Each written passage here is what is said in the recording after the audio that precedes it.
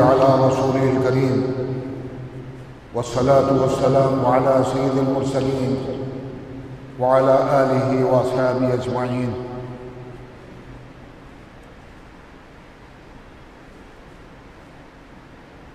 عام طور سے میں ہر جمعے کو تقریر نہیں کرتا،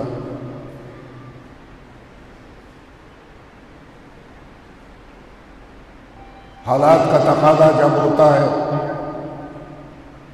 تو پھر بولتا ہوں۔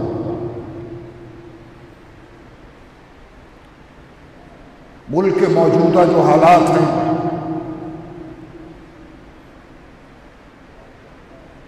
ہریانہ میں میوات، گڑگاؤں میں جو واقعات ہوئے اس نے مجھے آج بولنے پر مجبور کیا۔ ارادہ تو میں بہت دن سے کر رہا تھا، لیکن گرمی کی جو شدت ہے اس کا بھی مجھے خیال رکھنا پڑتا ہے، لیکن حالات کی شدت نے آج میں یہ طے کرنے پر مجبور ہوا کہ مجھے اب بولنا چاہیے۔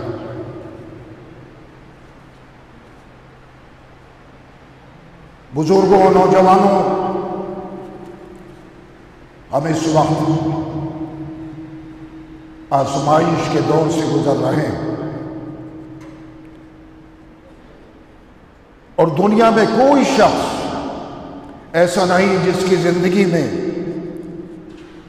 آزمائش اور مصیبت کا لفظ درج نہ ہو، بلکہ حقیقت یہ ہے کہ جو شخص جس قدر سخت ترین حالات سے دوچار ہوگا وہ اسی قدر انشاءاللہ اللہ کا محبوب بندہ ہوگا۔ سکون و سلامتی کی جگہ صرف اور صرف جنت ہے۔ یہی وہ متبرک مقام ہے جہاں کوئی مصیبت یا پریشانی کسی بندے کو نہیں ہو، لیکن اس کو حاصل کرنے کے لیے انسان کو تمام مصیبت طلب مراحل سے گزرنا پڑتا ہے اس دنیا میں۔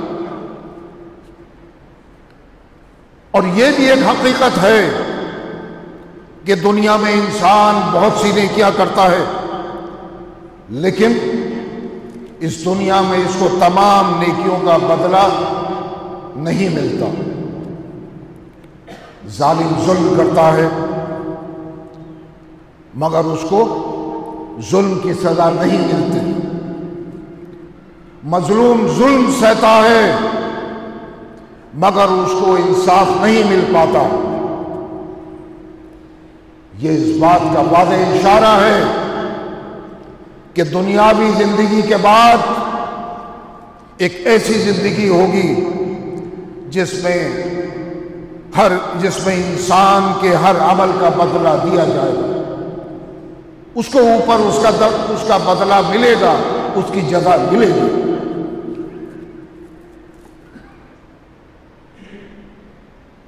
عزیز ساتھیوں، وطن عزیز ہندوستان کے دن و رات آج جس طرح گزر رہے ہیں اسے ہر شخص دیکھ رہا ہے، وہ ہندو ہو یا مسلمان، ہر درد مند اسے محسوس کر رہا ہے۔ اور اسی کے ساتھ یعنی مسلمانوں کے ساتھ جو سیکولر اکثریتی فرقہ ہے وہ بھی فکر مند ہے اور محسوس کر رہا ہے۔ چند فرقہ پرست، چند شدت پسندوں کی وجہ سے آج ملک کا چہرہ مست ہو رہا ہے۔ ایسے میں ہر حساس نظر مستقبل کے اندیشے اور آئندہ کل کی فکر میں کربناک کیفیت سے دوچار ہے، لیکن ملک میں یہ حالات، ایسے حالات ایک دم پیدا نہیں ہوئے، بلکہ اس کا منظر اور پس منظر کچھ اور ہی ہے۔ یہ آپ بھی جانتے ہیں، میں بھی جانتا ہوں، ہر شخص جانتا ہے۔ ملک کے حالات یقیناً تشویشناک ہیں۔ تاریخ کے مختلف ادوار سے گزرتے ہوئے آج ہم اس مقام پر آ پہنچے ہیں کہ جہاں پہنچنے کے بعد یہ سوال ذہن میں آتا ہے کہ ملک میں تشدد، نفرت میں جس طرح اضافہ ہو رہا ہے، کیا اس کے تناظر میں اسے مہذب سماج کہا جا سکتا ہے؟ ملک میں نفرت کی یہ آندھی امن و آشتی کی راہ میں سنگین مسائل کھڑے کر رہی ہے۔ ایک طرف دنیا کے کچھ ملک ہیں جو عالمی پورے دنیا میں جہاں بدامنی ہے، جہاں جنگ و جدال ہے، جہاں افراتفری ہے، قتل و غارت گری ہے، وہاں امن پیدا کرنے کے لیے کانفرنسز اور کوشش کر رہے ہیں۔ اور دوسری طرف دنیا کے کچھ ملکوں میں مذہبی منافرت اور جانحرا رویہ بھی جاری ہے۔ حالیہ دنوں میں آپ نے سنا ہوگا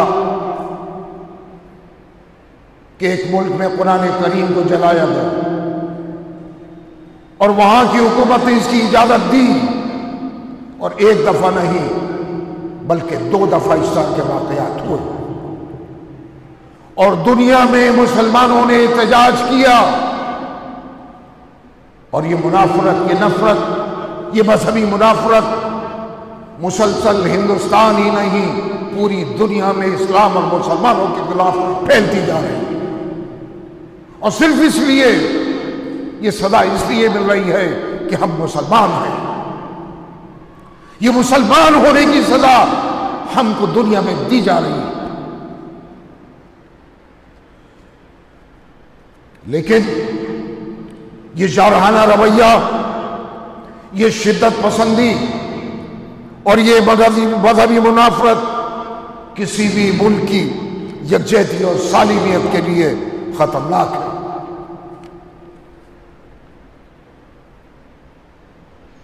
ملک میں رونما ہونے والے حالات نے ہر دردمند اور ہر سیکولر ذہن رکھنے والے انسان کی پرسکون زندگی کے خواب کو بے حقیقت بنا دیا۔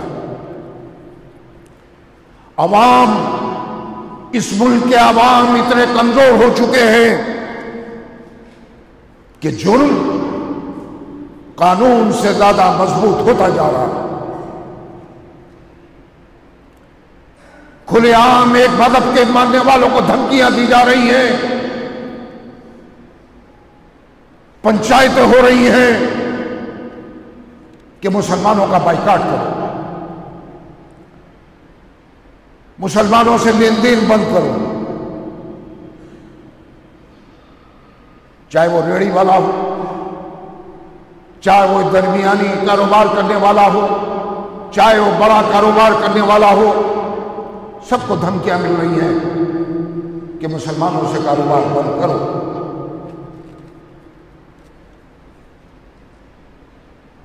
سوال یہ ہے، مجھے ان لوگوں سے جو پنچایتوں میں یہ فیصلہ کر کے اعلان کر رہے ہیں کھلے عام کہ کیا وہ 57 مسلم ممالک جہاں مسلمانوں کے ساتھ ساتھ غیر مسلم بھی رہتے ہیں، تجارت کر رہے ہیں، نوکریاں کر رہے ہیں، ان کو کسی ملک پہ پریشان کیا گیا؟ ان کے ساتھ کوئی امتیازی سلوک برتا گیا؟ ان کو کوئی دھمکیاں دی گئی؟ نہیں۔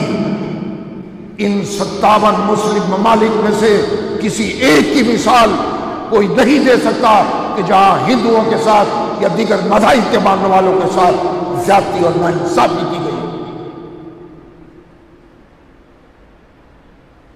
اپنی فیملی کے ساتھ وہ لوگ باہر رہ رہے ہیں، کاروبار کر رہے ہیں، ایک دوسرے سے مل رہے ہیں، جل رہے ہیں، کاروبار ہے، لین دین ہے، کھانا پینا ہے، تو پھر یہ نفرت ہی ہندوستان میں کیوں ہے؟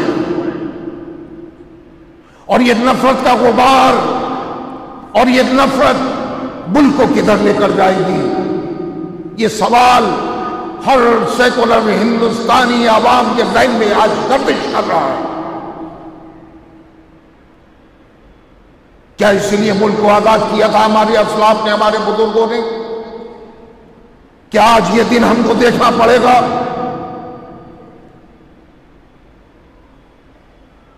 کہ ہندو الگ اور مسلمان الگ؟ کل تک تو ساتھ رہتے تھے، دوستی تھی، تعلق تھا، اور آج بھی ہے، لیکن کچھ چند فرقہ پرستوں، شر پسندوں نے اس ملک کی فضا کو مخدر کر کے رکھ دیا۔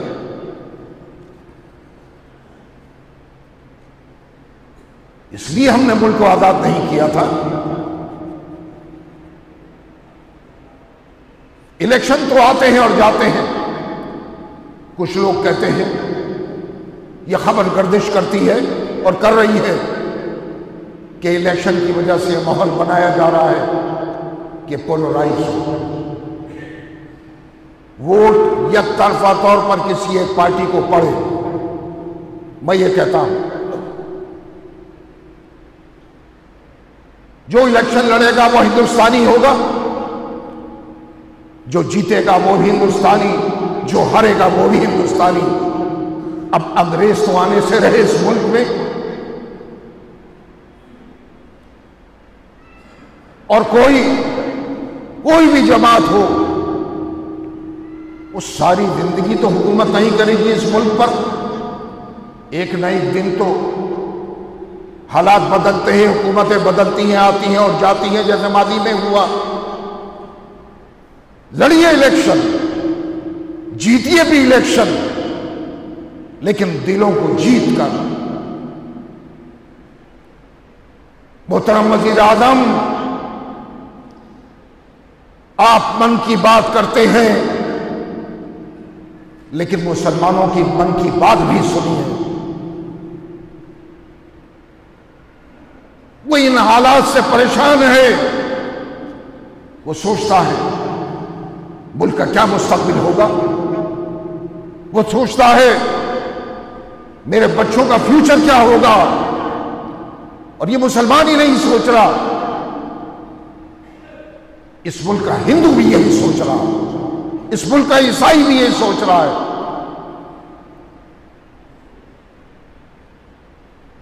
اور اس ملک کا سکھ بھی یہی سوچ رہا ہے۔ یہ یکجہتی ہی ملک کو مضبوط کر سکتی ہے، لیکن یہ نفرت ملک کو کہاں لے کر پہنچائے گی، اس کا اندازہ شاید آپ کو نہ ہو۔ ہم عوام میں رہتے ہیں، ہم بیچ میں رہتے ہیں، ہم کو معلوم ہے کہ کیا حالات ہیں۔ وزیر اعظم، حالات کو سمجھیے اور اس پر غور کیجیے۔ ملک کی آزادی کو آج 75 سال ہو گئے، 75 سال ایک بڑا عرصہ ہوتا ہے۔ وہ تمام تحفظات جو مسلمانوں کو ملنا چاہیے تھے وہ نہیں ملے۔ سوشل جسٹس مسلمانوں کو اس ملک میں ملنا چاہیے تھا، وہ نہیں ملا۔ مسلمانوں کو اس 75 سال میں اس حال تک کس نے پہنچایا، اس پر بھی ہمیں اور آپ کو غور کرنا ہوگا۔ سچر کمیٹی کی رپورٹ تو آئینہ ہے، جہاں کچھ ہوا کمیشن بنا دیے گئے، لبران کمیشن بنا، گوپال کمیشن بنا، شری کرشنا کمیشن بنا، گجرال کمیشن بنا، اور نہ معلوم کتنے کمیشن اور کمیٹیاں بنائی گئیں، لیکن اگر نتیجے کی بات کریں تو سب صفر۔ سچر کمیٹی تو انہوں نے بنائی تھی جو کل اقتدار میں تھے، اور ان کی یہ رپورٹ ہے کہ مسلمانوں کو اس حال میں 50-35 سال میں اس حال میں پہنچا دیا گیا کہ جو دلتوں سے بھی بدتر حالت میں آج مسلمان۔ یہ میری آپ کی رپورٹ نہیں ہے، ماضی میں جو حکومت اقتدار میں رہی یہ اس کی رپورٹ ہے۔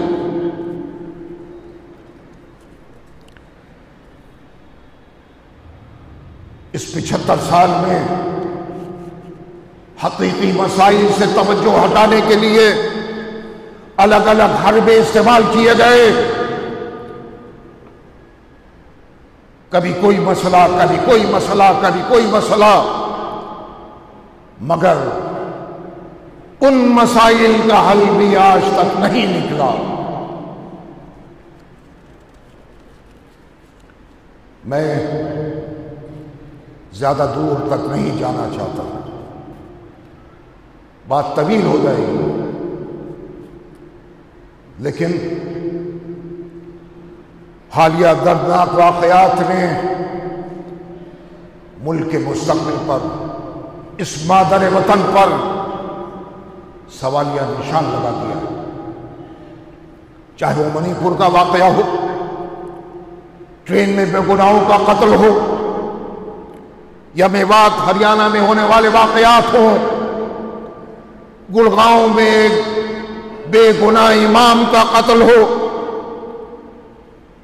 بے گناہوں کے مکانات، دکانیں اور دیگر تجارتی ادارے بلڈوزر کے ذریعے تباہ کر دیے گئے ہوں۔ ان کربناک واقعات پر میں یہی کہوں گا، میں جنون کا ہم سفر ہوں، میں جنون کا ہم سفر ہوں، میرا کوئی گھر نہیں، میں جنون کا ہم سفر ہوں، میرا کوئی گھر نہیں۔ آج یہ حالات ہیں میوات کے مسلمانوں کے، بے گھر ہیں، جنونیوں کے نظر ہو گئے، بلڈوزر چلا دیا گیا، تباہ کر دیا گیا، آشیانوں کو ختم کر دیا گیا، کیا بچا ان کے پاس؟ ہندوستان کا کوئی قانون اگر یہ کہتا ہے کہ بغیر تحقیق کے لوگوں کے گھر اجاڑ دیے جائیں تو سمجھ میں آتا ہے، لیکن ہم ان واقعات کی حمایت نہیں کر رہے۔ جو ہوا افسوسناک ہے، کربناک ہے، تشویشناک ہے، لیکن یہ مجھے بتا دیں ارباب اقتدار کہ کیا یہ صحیح تھا کہ آنن فانن میں آشیانوں کو اجاڑ دیا گیا، سڑک پر ہیں؟ میں دیکھ رہا تھا سوشل میڈیا پر ایک ماں اپنے اس آشیانے کے ملبے میں چھوٹی موٹی چیزیں تلاش کر رہی ہیں کہ مل جائیں، کوئی چادر ہی مل جائے کہ میں اپنے بچوں کو اڑا کر رات کو اس آسمان کے نیچے سو سکوں۔ ایک نوجوان سے جب کسی نے سوال کیا جو سوشل میڈیا پر تھا کہ کیا ڈھونڈ رہا ہو، کہہ رہا تھا اپنا مستقبل تلاش کر رہا، اس ملبے میں میرا مستقبل دفن ہے۔ وہ ہندو ہو یا مسلمان ہو، کسی کے ساتھ بھی زیادتی ہو، ہم اس کی حمایت نہیں کر سکتے۔ کسی کے ساتھ بھی زیادتی ہو تو ہم اس کے حمایتی ہیں، اور اگر کوئی غلط ہے تو ہم اس کے خلاف ہیں، چاہے وہ کوئی ہو، چاہے وہ کسی بھی مذہب سے تعلق رکھتا ہو۔ اگر انسانی حقوق کی پامالی اس ملک میں ہوگی جس کو ہم نے اپنے خون سے سینچا، جس کو ہندو نے سینچا، مسلمان نے سینچا، تو یہ ملک کدھر جائے گا؟ ہندوستان تو ایک جمہوری ملک ہے، اس کا آئین سیکولر ہے، اور جمہوریت کا تعلق انسانی حقوق سے ہے۔ ایسا ملک جہاں جمہوریت ہو، جس کا آئین سیکولر ہو، وہاں انسانی قدروں کی پامالی ہو، انسان انسان کا دشمن بن جائے، ظلم اپنی حدوں کو پار کر جائے اور قانون کی پامالی ہو، تو یہ کسی بھی جمہوری ملک کے لیے اچھا نہیں۔ جیسے میں نے عرض کیا کہ ہر شہری کی زبان پر ہے کہ کل کیا ہوگا، لیکن نہ آپ جانتے ہیں نہ میں جانتا ہوں کہ کل کیا ہوگا، اس کا مستقبل کیا ہوگا، ملک کا مستقبل کیا ہوگا، اس سے ہر شہری پریشان ہے۔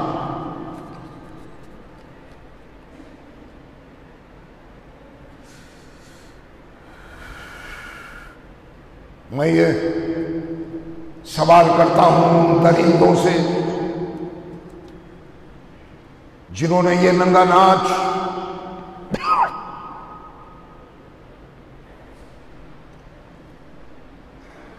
میوات میں نچایا، کسی کا بھائی مرا، کسی کی بہن مری، کسی کا باپ مرا، انسان کا خون بہائے، کسی کا باپ، کسی کا بھائی، کسی کی بہن، کسی کا شوہر، کسی کی بیٹی اور کسی ماں کا لال جب مارا جاتا ہے تو کیا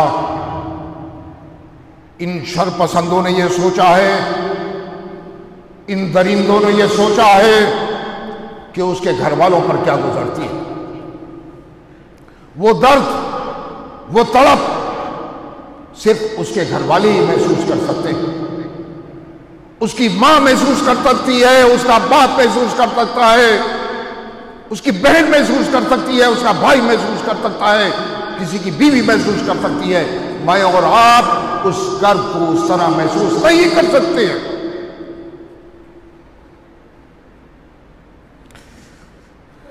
لیکن میں ان درندوں سے یہ سوال کروں کہ ہندو ماں کا بیٹا مارا جائے یا مسلمان ماں کا بیٹا مارا جائے، دونوں ایک ساتھ رو رہی ہیں، تڑپ رہی ہیں، بلک رہی ہیں، آنسو نکل رہے ہیں، کیا کوئی فرق اس ہندو ماں کی آنکھوں کے آنسوؤں میں اور مسلمان ماں کی آنکھوں کے آنسوؤں میں کوئی فرق ہوتا ہے؟ یہ سوال میں ان شر پسندوں سے کرنا چاہتا ہوں۔ ماں تو ماں ہے، وہ ہندو کی ماں ہو یا مسلمان بیٹے کی ماں ہو، لیکن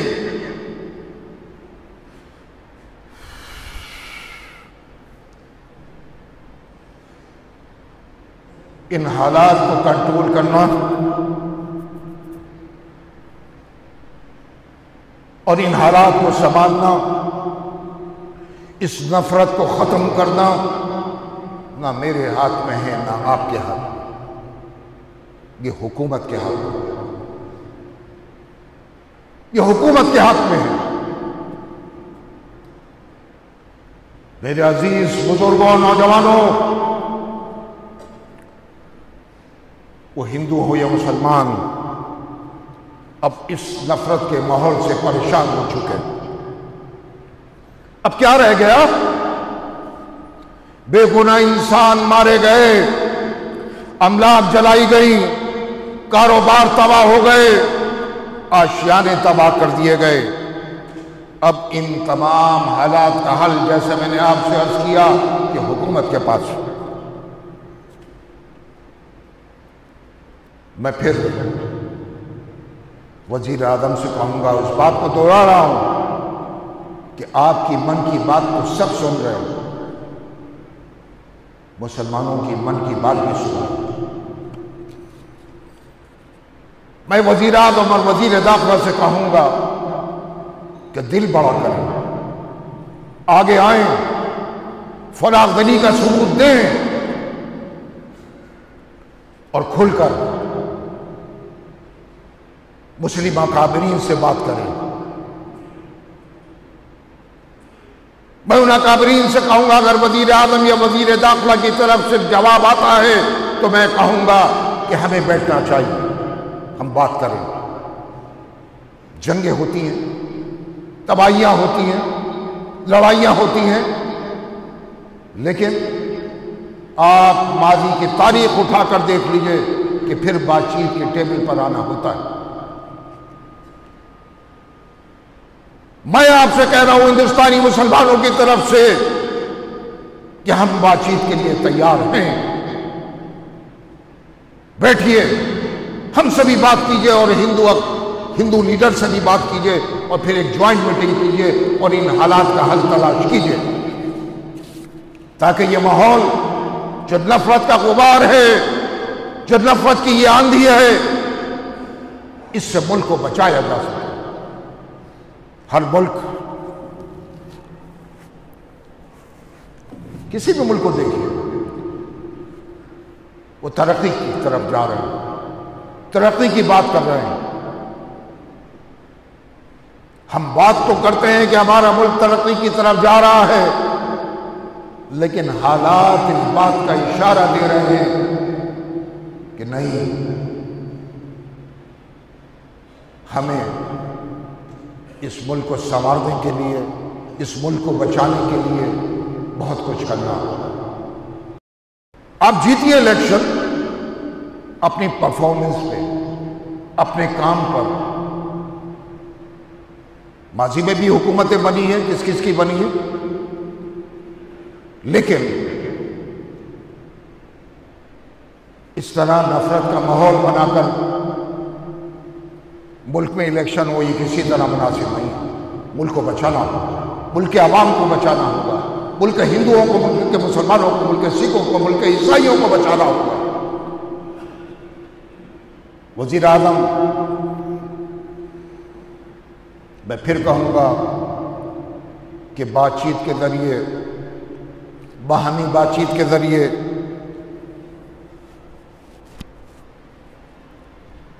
ان مسائل کا حل نکالیے، اس نفرت کو ختم کیجیے، تاکہ ملک کی فضا کو خوشگوار بنایا جا سکے۔ خدا آپ کا حامی و ناصر۔